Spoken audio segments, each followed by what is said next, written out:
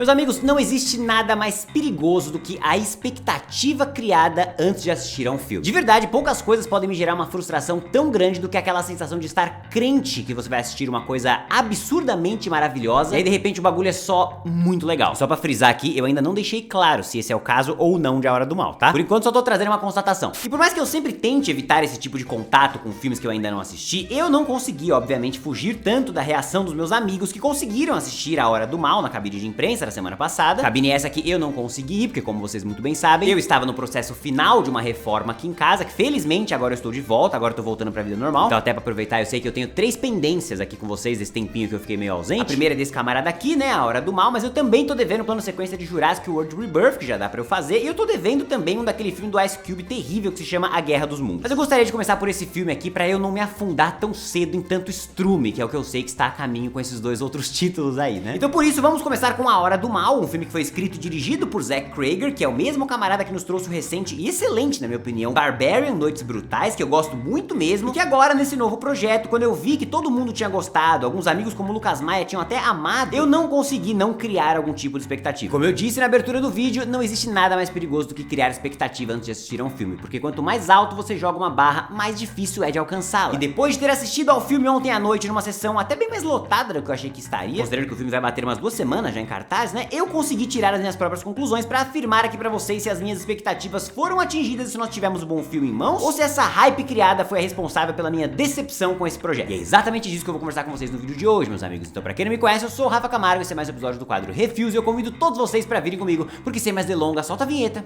e vamos nessa!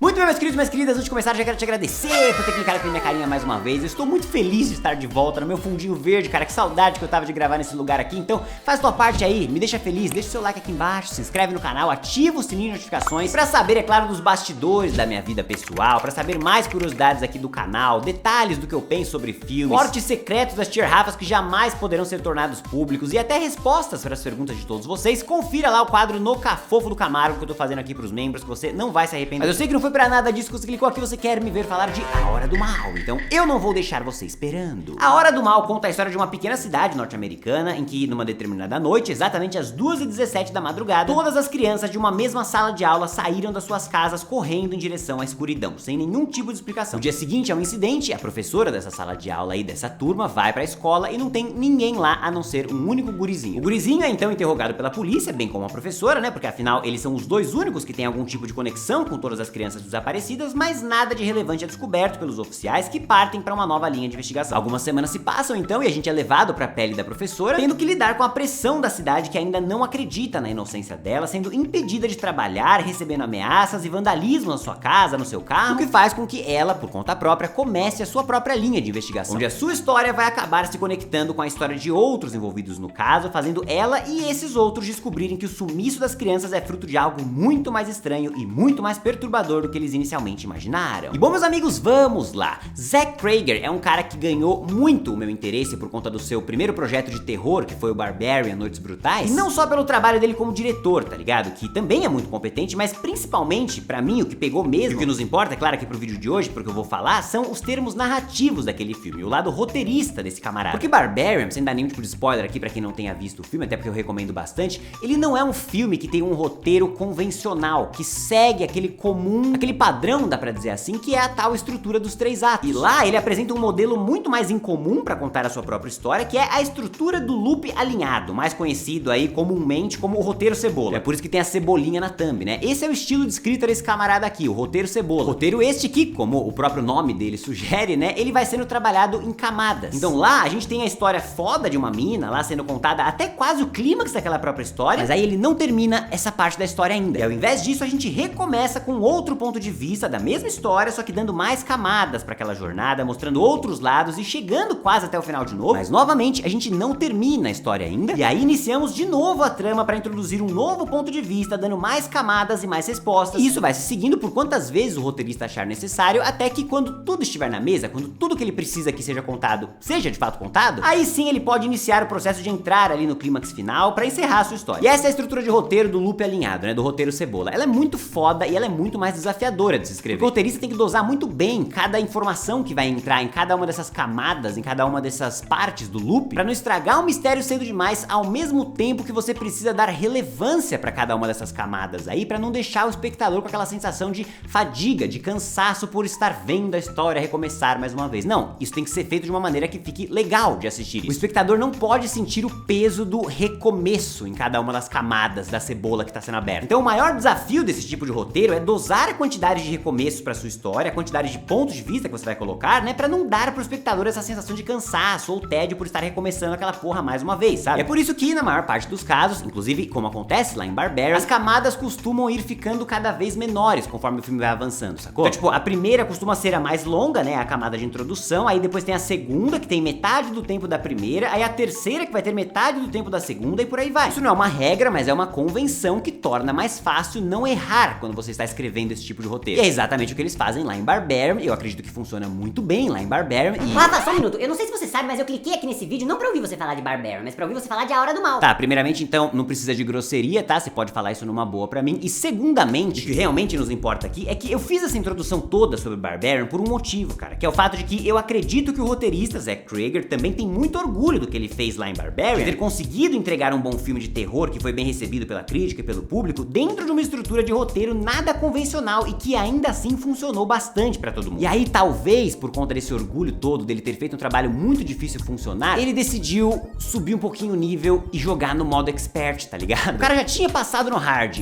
aí ele falou, vou jogar no mais difícil ainda, bota no expert aí pra mim. E essa é realmente a melhor analogia que eu acho que eu tenho, sabe? Imagina você jogando um Guitar Hero aí, você consegue fazer 100% numa música no modo hard, e aí você acha que está pronto pra jogar ela no expert. E talvez você esteja de fato, mas o que provavelmente vai acontecer? Você até vai passar sem dar game over, é claro, mas dificilmente vai ser com os mesmos 100% de que quando você jogou no hard, sacou? Porque o grau de dificuldade foi aumentado demais. É muito mais complexo do que aquilo que você dominou anteriormente, entendeu? Eu acho que foi mais ou menos isso que aconteceu com o Zach Cregger aqui na escrita desse seu segundo filme de terror, A Hora do Mal, em que ele novamente optou por seguir por essa estrutura de roteiro do modo cebola aí, né? Só que dessa vez ele jogou o grau de dificuldade lá pra casa do chapéu, cara. Ele pegou um estilo de escrita que já é difícil pra cacete e ele aumentou ainda mais a dificuldade dela. Então aqui, sem dar spoiler pra quem não viu o filme ainda, a gente tem um total de 6 camadas diferentes pra essa cebola, cara. 6 diferentes perspectivas pra essa história, o que já é o dobro do que ele fez no filme anterior, e ainda por cima desconsiderando um pouco daquelas regrinhas que eu comentei aí sobre as camadas irem ficando cada vez menores conforme o filme vai avançando. Então aqui a gente tem a camada 1, que é gigante, beleza, faz sentido. Aí a camada 2, ela é grande, mas ela é um pouco menor do que a primeira, tá certo também. Aí a terceira é menor do que a segunda, que tá de boa. Aí a quarta vem e ela é gigante, cara. Aí vem a quinta e ela é ainda maior do que a terceira. E aí entra a sexta e ela meio que serve como clímax pro filme inteiro e é a maior de todas. Mas agora você me pergunta, isso aí tá errado? Não tá errado, só é um desafio a mais. É um pouco mais arriscado pra quem tá escrevendo. E aqui em A Hora do Mal, por alguns momentos, eu acho que ele acabou caindo na principal armadilha desse modelo de escrita de cebola, que é aquilo que eu falei pra vocês anteriormente, de acabar entregando um filme que pareceu ser um pouquinho maior do que precisava ser, porque algumas dessas camadas da cebola não eram totalmente importantes assim, sabe? Tipo, nenhuma delas poderia ter sido descartada por completo, tem trama em cada uma delas, mas daria facilmente, e eu acredito inclusive que teria feito muito bem ao filme, juntar uma coisa de uma camada mais irrelevante com uma outra de uma outra camada mais irrelevante e fazer uma única camada muito relevante. Eu acredito que isso melhoraria um pouquinho o ritmo do filme. Tem 2 capítulos em específico, do policial e do Zé Droguinha lá, que eu acho que levaram muito tempo, cara, e em muito pouco o conteúdo delas colaborou pro panorama geral do mistério que tava sendo construído, sabe? Mas é aí que tá o lance com esse modelo de escrita do formato de cebola, né?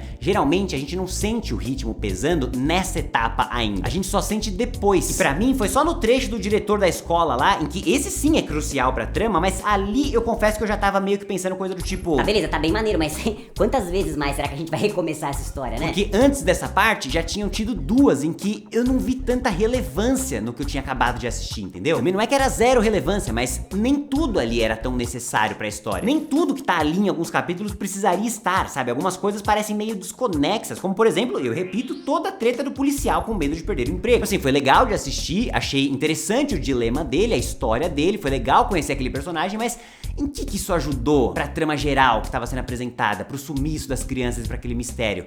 muito pouco, entendeu? Então me pareceu por alguns momentos que, diferente de Barbarian, essa história não precisava da quantidade de camadas na cebola que o roteirista quis dar. E talvez ele tenha optado em seguir dessa forma mais por um fetiche de que ele queria contar essa história desse jeito do que de fato uma necessidade por parte da história de que precisava ser contada daquele jeito, entendeu? Porque existe uma diferença, né? Tem histórias que só podem ser contadas daquela forma e tem roteiristas que querem contar uma história de um determinado jeito. Se você pegar a Amnésia do Nolan, por exemplo, né, pra eu não ficar citando Barbarian de novo, ali a gente tem um filme que só funciona por conta do formato de escrita em camadas. Então ali a gente tem a história pedindo por esse formato, não o formato ditando a história. E aqui, apesar de eu ter gostado muito da história que me foi contada, eu acho que ela poderia ter tido sim umas 2 camadinhas a menos, a fim de deixar o ritmo do filme muito mais frenético e muito mais alucinante por toda a duração do filme. Porém, como eu disse no exemplo do Guitar Hero aí, não é como se ele não tivesse passado de fase, tá ligado? Não, de maneira nenhuma. A questão é que, pra mim, aqui ele passou com uns 85% do rock, sabe? E é importante eu frisar que isso é muito foda se a gente levar em consideração o tanto que esse cara se desafiou nesse roteiro aqui. A trama é muito bem distribuída, todo esse lance das informações estarem nas camadas corretas funciona perfeitamente, porque eu não matei o mistério antes do filme solucionar ele pra mim, o que é ótimo pra um filme de terror, porque o terror conta muito com o nosso desconhecimento, né? Então quanto mais tempo o filme consegue segurar o mistério, mais medo ele vai conseguir dominar ali na atmosfera da trama, e aqui eu acho que isso funcionou muito, principalmente nos 2 segmentos iniciais ali, né? O do pai e o da professora, que eu acho que são os melhores do filme. Inclusive é neles também que eu achei fascinante a maneira com que o texto trabalha um tema de responsabilizar inocentes frente a uma tragédia, sabe? E o que isso pode causar na vida desses bodes expiatórios que a gente quer arrumar às vezes. E também dentro do elemento do terror ainda, teve uma parada que eu gostei muito aqui nesse filme, cara, que é o uso do silêncio como recurso pra construir medo, tá ligado? Esse filme tem inúmeros momentos em que não tem nada de som vindo da tela, vindo do filme, é silêncio total e absoluto. E isso me ajudou demais a manter o clima de tensão, o nível de tensão ali, porque, cara, eu nem mastigava minha pipoca, sacou? Eu tava tenso, eu tava genuinamente tenso assistindo ao bagulho. O filme também tem diversas homenagens a outros clássicos do terror, né, e consegue trazer isso pra dentro da narrativa de uma forma que não fica tosco ou só um simples aceno pra outros trabalhos. Não, serve 100% pra aquela história e pra aquilo que está acontecendo naquele determinado momento. Tudo isso além dele conseguir trazer uma figura demoníaca, digamos assim, né, o vilão do filme, vamos colocar dessa forma, que eu acho que vai entrar facilmente no hall aí das melhores figuras demoníacas desses últimos anos. Imagina um personagem tipo Longlegs da vida aí, com visual forte, com cenas bem marcantes, e tem um grau de maldade muito forte, tá ligado? Um bagulho realmente diabólico ali. É isso que eles entregam aqui com uma outra personagem que eu não vou ficar falando muito pra vocês pra não estragar, e pra mim funcionou muito bem. Por fim, da mesma forma que lá em Barbarian, a gente tem aqui um filme de terror que sabe trabalhar muito bem, de maneira muito pontual, elementos de humor ácido, o que também é um puta desafio que o roteirista e diretor coloca em cima de si próprio, né? É mais uma camada desafiadora ali pra ele, mas o cara tem tanta habilidade que ele consegue extrair o melhor dos 2 mundos e conseguiu me tirar boas gargalhadas nos absurdos, exagerados visuais ali que ele insere em momentos chave. Talvez esse trecho seja um pouco debatível, porque eu sei que tem muita gente que não gosta muito dessa combinação, que acaba se desconectando bastante do terror quando insere algum tipo de exagero gráfico, visual ali, com o intuito de tirar a graça, de fazer a gente rir. Esse foi inclusive o caso de Maligno, lá do James Wan, né, que eu sei que muita gente não gostou, porque acabou achando tosco demais, ou patético demais, exagerado demais, mas esse não foi o caso pra mim. Eu adoro aquele filme, cara, eu adoro demais aquele filme.